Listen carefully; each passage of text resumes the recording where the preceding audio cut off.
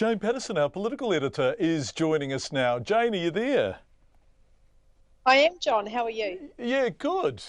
Good. We were looking at you in lots of those shots. It's been a very busy day and a fascinating day. And I think people are trying to take stock of what Bill English means, what the difference will be. And he inevitably and appropriately, I guess, is being reasonably inscrutable because he hasn't even named his cabinet yet.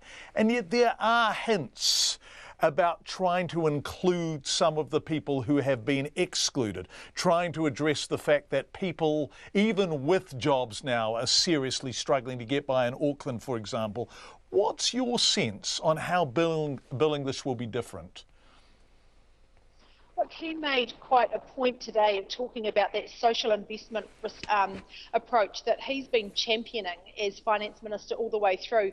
Interesting too, I thought he said that he wanted to work with trade unions, iwi, churches, community groups to make sure that the government's actually delivering help to where it's needed. So that was quite a main emphasis on his speech today when he was addressing reporters after he came out of that caucus meeting.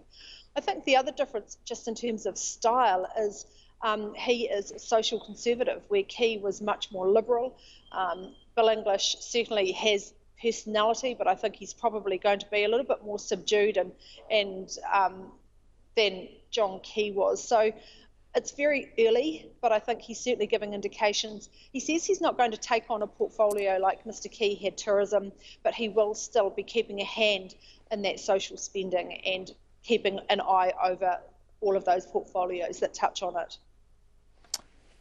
Jane, we're receiving fascinating emails this evening, and I think people are wishing Bill English well, but there is an email, it's too long to read unfortunately, I wish I could, but from a couple in Ponsonby who say, hey, look, we want you to do all the things you say you're going to do, but actually for 8 years you have been Minister of Finance as people have found life more and more difficult. In other words, are we asking the broom to reinvent itself? Does that make sense? Absolutely, and that is an absolutely valid point. Mr. English has had control of the purse strings for 8 years, and while John Key was the Prime Minister, Mr. English has had a lot of influence in that cabinet.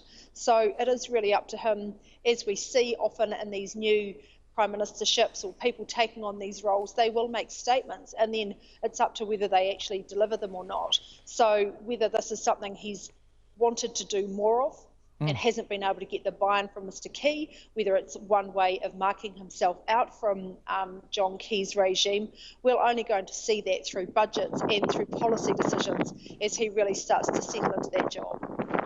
A good healthy gust of Wellington wind coming in there, Jane. One of the ways, I guess... Yeah, we thought it was going to be fine. One of the ways, I guess, we'll know, we'll get an early sign of what Bill English's intentions are his cabinet. When do you think we will know who's in it, and are you expecting any major surprises? Look, there's definitely going to be change. Mr. English and his deputy, Paula Bennett, have both said that they have heeded the call from their backbench that they want to see some new faces in that cabinet lineup. Mr. English said today that he would expect to announce his new cabinet by the end of this week, but he's also giving himself the room to go into next week if possible, because there are potentially some tough discussions and consultations that still have to go on. We're expecting, the backbenchers that are being talked about potentially going up are Mark Mitchell, Todd Muller, Chris Bishop and Alfred Naru. But of course, when you have new people coming in, that means that some of the serving ministers have to go out. Of course, you've got John Key leaving, you've got Hekia Parata signalling her departure next year. So exactly who is going to move aside to make way, that's obviously going to be some tough discussions and decisions for Mr. English to make.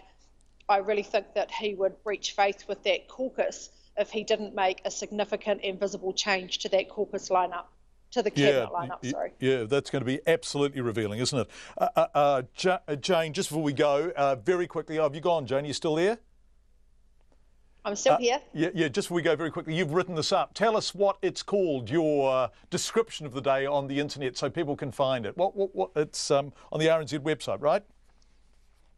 Yeah, new PM fits the bill. just looking back at Mr English's first speech and address to the media and some of those issues around the restructure, the reshuffle, and some of his policy approaches, and talking a little bit about those religious views and maybe how that might shape his actions as a politician as well.